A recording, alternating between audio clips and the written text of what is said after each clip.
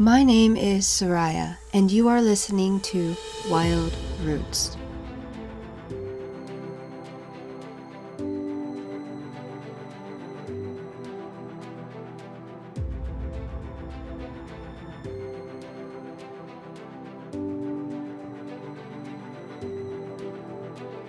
In this episode, we will be talking with award-winning environmental journalist and author Stephen Leahy about wildlife-threatening pesticide use in big agriculture.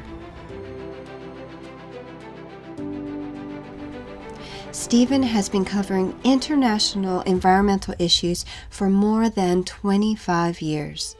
His work has been featured in publications globally, including National Geographic, The Guardian, Vice, New Scientist, The Ecologist, Earth Island Journal, and many, many more. In this episode, we will come to understand that our own lives depends upon that intricate web of life. Well, everything's all connected. While people may intellectually acknowledge that, to really fundamentally understand that everything's connected to everything else, it takes a leap of imagination and just simple looking around to see how things are connected.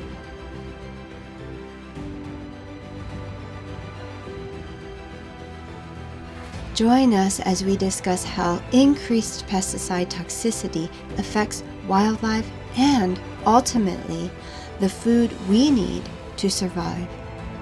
We will also talk about how we may be entering a second silent spring, as well as the many warning signs that are hidden in plain sight.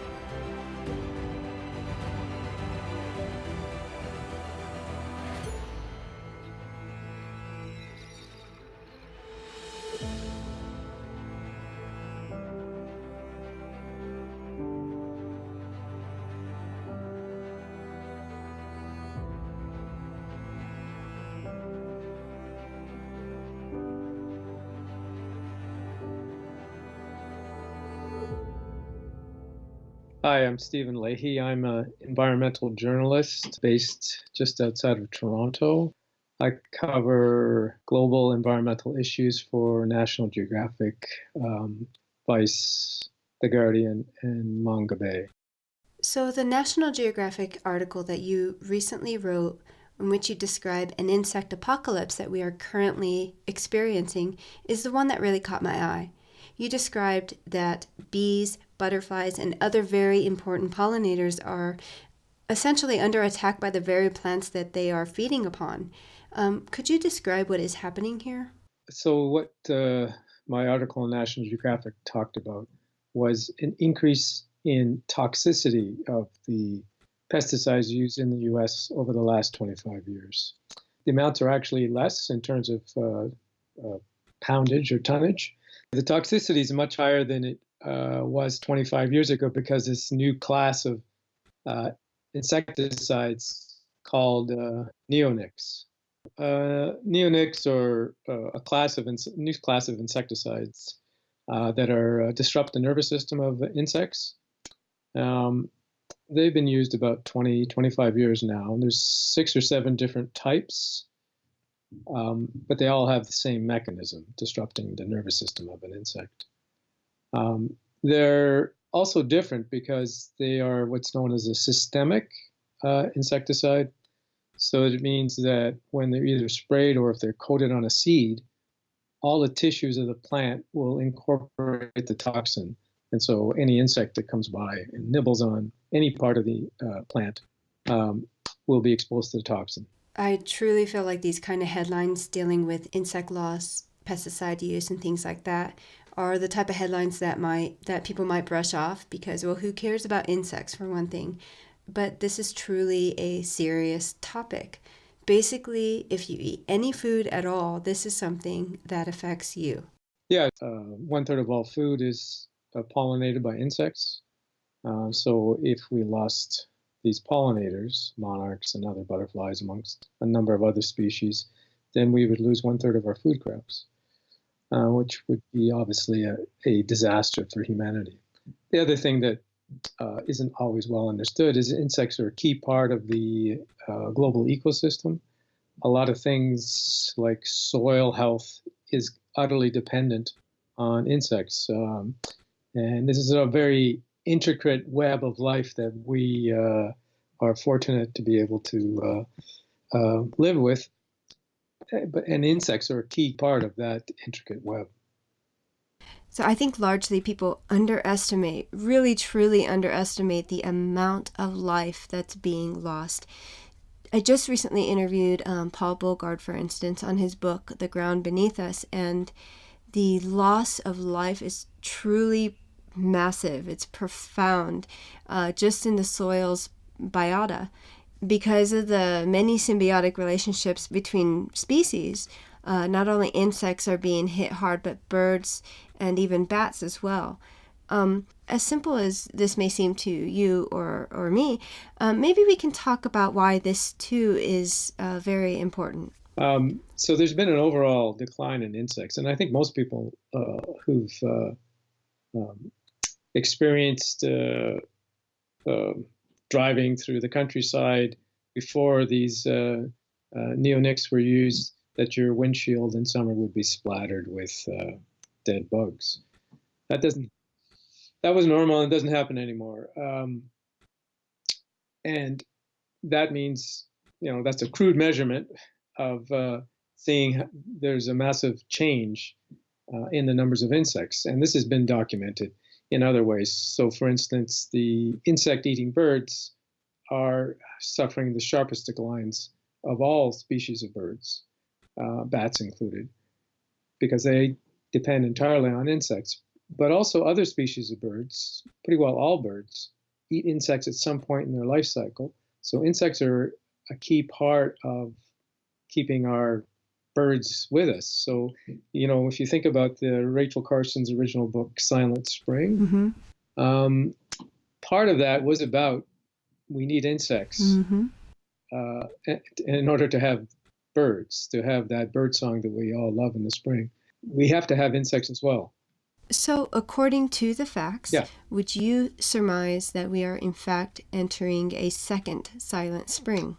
Well, yes, I think we are in the second silent spring, which is actually worse than the first, because the use of DDT was more limited. It could only be used for certain things, whereas these neonics are much more widely used, 120 different crops. We now have much more of a global economy, so it makes it easier to spread or to sell these kinds of insecticides to other countries. And they're also used in all sorts of other products that kill insects. So flea powders for dogs and cats, house plants, or at the garden center. A lot of ornamental plants also incorporate these neonics. Basically, any product that kills insects, there's a good chance it's a neonic. One of the other things that hasn't been explored very well is the plants that contain the neonic toxins. They only hold on to about 5% of the actual toxin. The rest of the toxin goes into the soil. A number of studies have shown impacts on earthworms and other microorganisms already. Other studies have shown that a lot of streams and waterways that have been tested for them, universally find neonics in the waterways. Their concentrations are very small, but some of the neonics are super toxic, like nanograms. So like 10 nanograms can be toxic to, say, a water flea, so like an insect in the water. And 10 nanograms is 10 drops of detergent in a train of tanker cars that's probably about, I think it's 10 miles long. So that's the sort of very, very tiny amount that can be harmful to insects in waterways.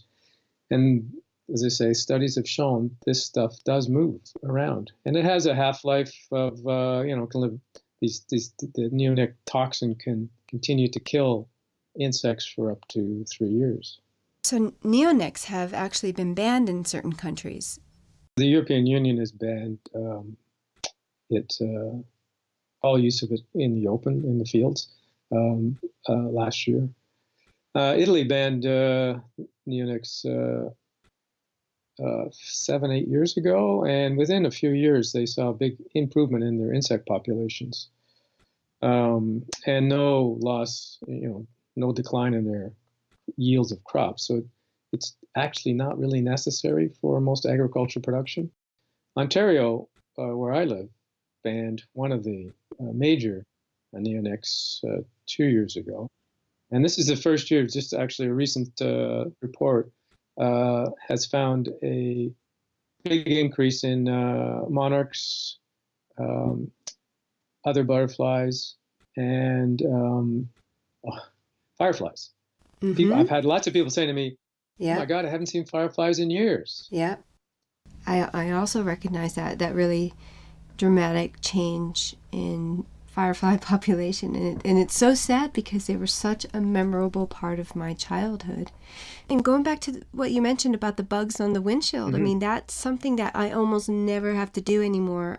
Yeah, it's not anymore, and it was also normal in Europe as well. But they widely used neonics as well until this recent ban. And so these places that have banned neonics have definitely seen these positive changes in relatively short order. Yeah, Italy has, and Ontario is beginning to see some changes.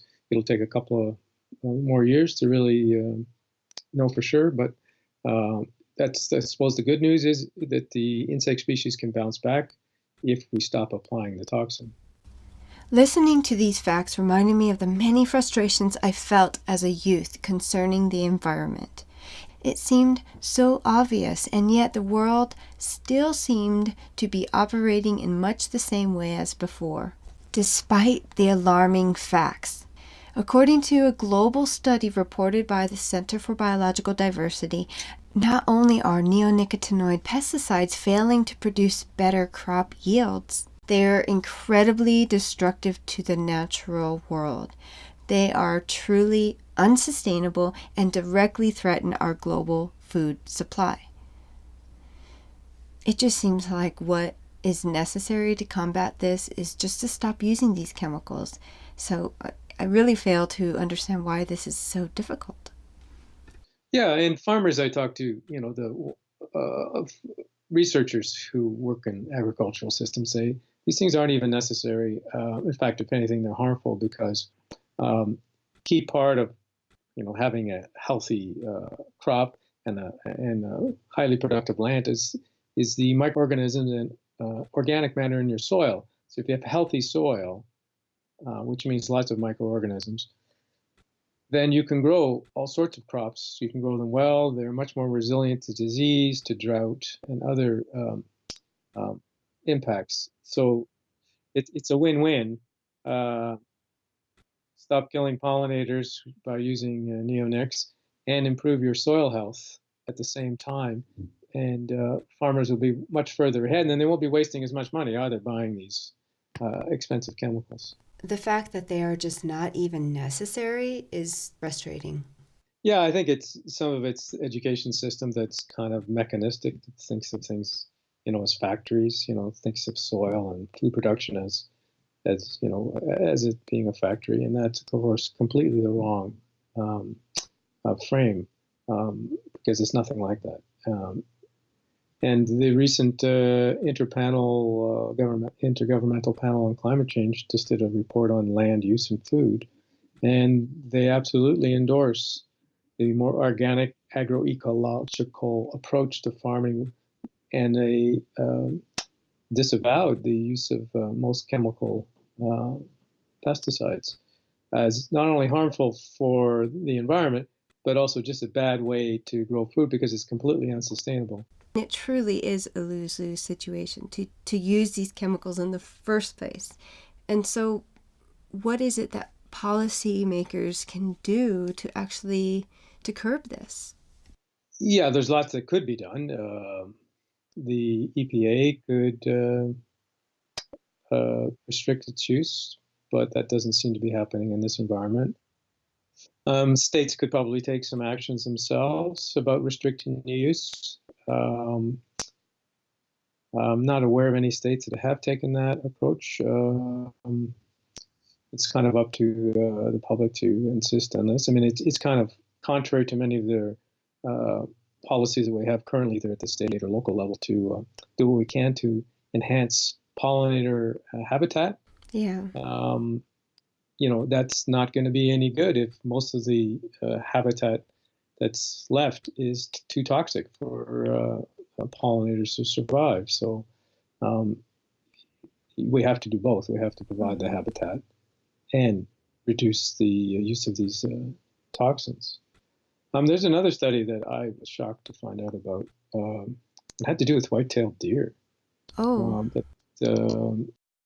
In Montana, the hunters and others were noticing that the deers had all these deformities. Oh my goodness. Yeah, the missing, glands, enlarged hearts, and problems with their jaw. And so finally, the wildlife officials got so concerned they started doing some studies. So they had some deer, captive deer, and they fed them food with neonics. And sure enough, they developed these deformities.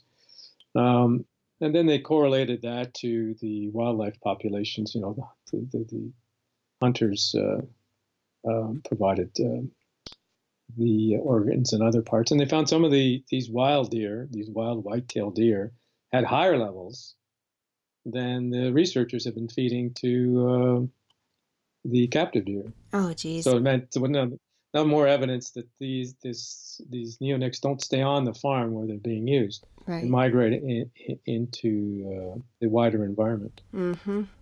This is why district-bound, county-bound, or state-bound, or even country-bound environmental policies are so frustrating, because they don't prevent environmental disasters.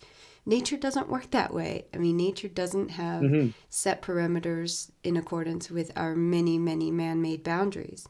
And that fact in and of itself is something that we as a global community need to consider more seriously when we implement such policies like banning the use of neonics. Well, everything's all connected, and that's that sort of, while people may intellectually acknowledge that, to really fundamentally understand that everything's connected to everything else, it takes a leap of imagination and just simple looking around to see how things are connected. And most of the time, we don't know all the connections either. That's the other part of all of this.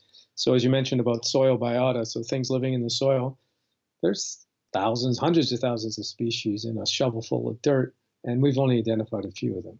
And we don't know what most of them do. They all perform some kind of function. They're not there for no reason. Right. They're doing something, but exactly. we don't know what it is. In wetland restoration, for instance, I think of these sorts of made-up boundaries all the time. In terms of natural boundaries, it's easy for people to underestimate the true size of a watershed.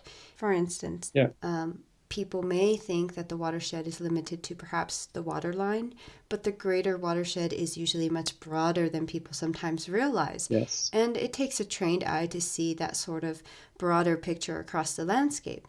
Yeah. It makes me think of rivers and the many threats that affect them. Let's say a river is protected in a certain region downstream from another region which isn't protected. Obviously, that upper region is going to affect what happens below. So like according to AmericanRivers.org, oftentimes only certain parts of rivers are designated wild and scenic and are considered protected. Other parts of those rivers are left exposed to all kinds of threats, including dams, development, and in this case, pesticide use. Yes. So to me, it makes more sense to create policy around entire systems instead of limited regions. Yeah, I agree with you. It's the watershed boundaries make more sense than our political boundaries, but it'd be tough to undo it. Maybe there's a way to do that at some point. I've heard of people suggest that.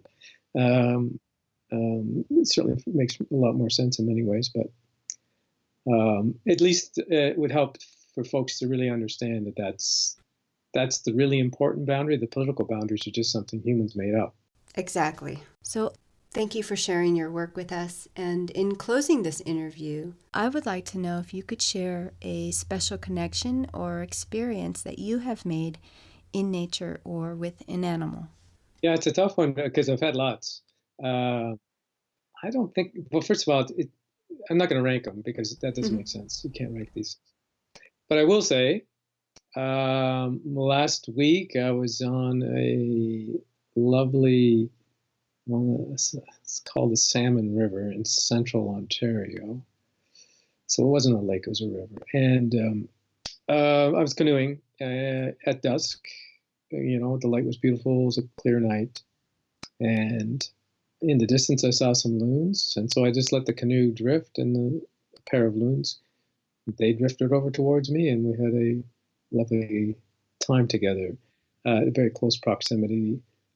Them just watching me and me just watching them. Thank you. Hmm.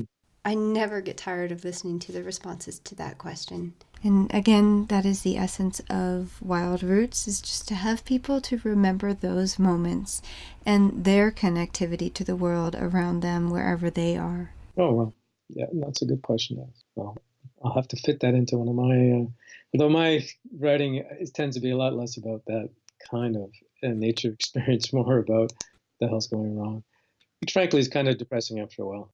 Absolutely. This is one of the main reasons why I do this podcast, and it Ah, helps yeah. me, deal with those same feelings. It has in fact become my therapy, so it's been really great. It's a good idea. I'm not sure what my therapy is other than going out into the woods and most days. So I'm lucky enough to be able to do that. However, yeah, at the same time, I've wrestled with this for years. I've quit actually journalism for a while because it's too Oh, depressing. Yeah, well, as you can imagine, I mean, I've been writing about the same stuff for over 20 years now. And a lot of times the stories are exactly the same as I did 5 years ago. So, for instance, neonics.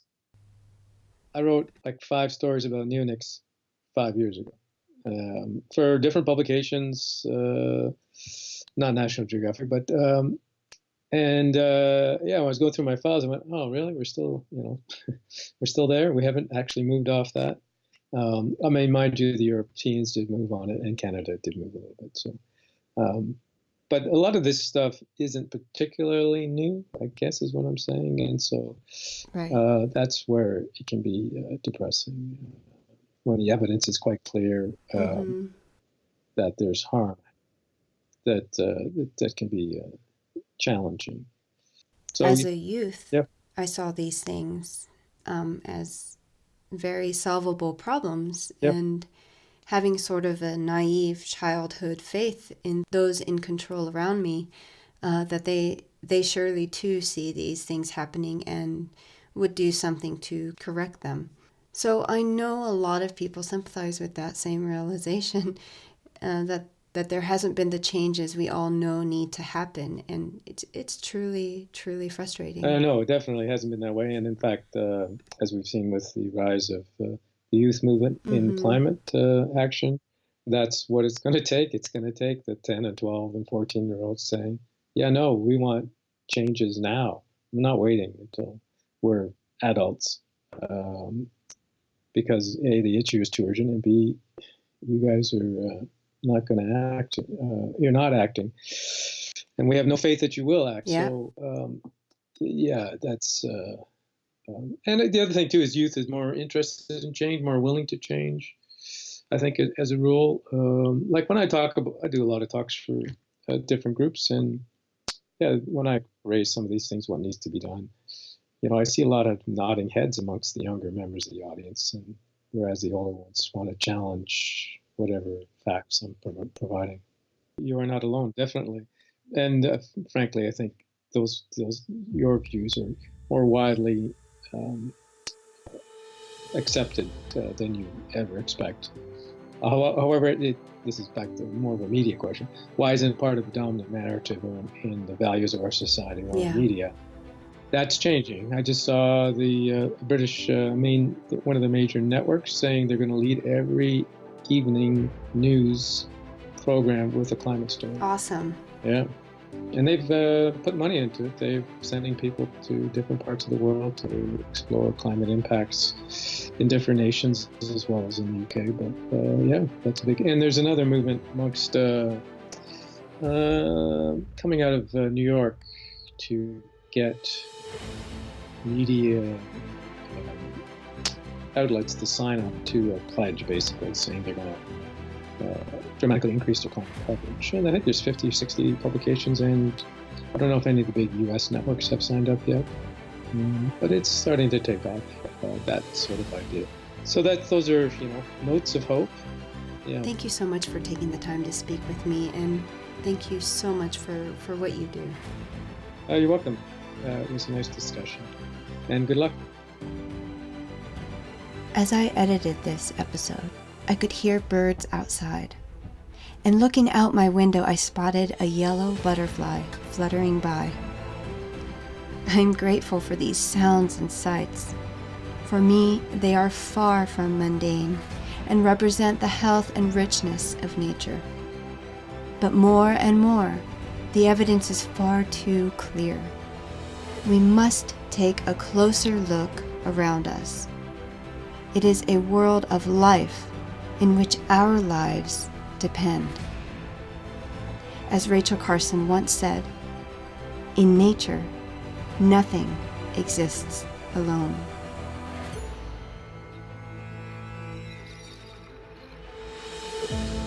This is Wild Roots. Thanks for listening.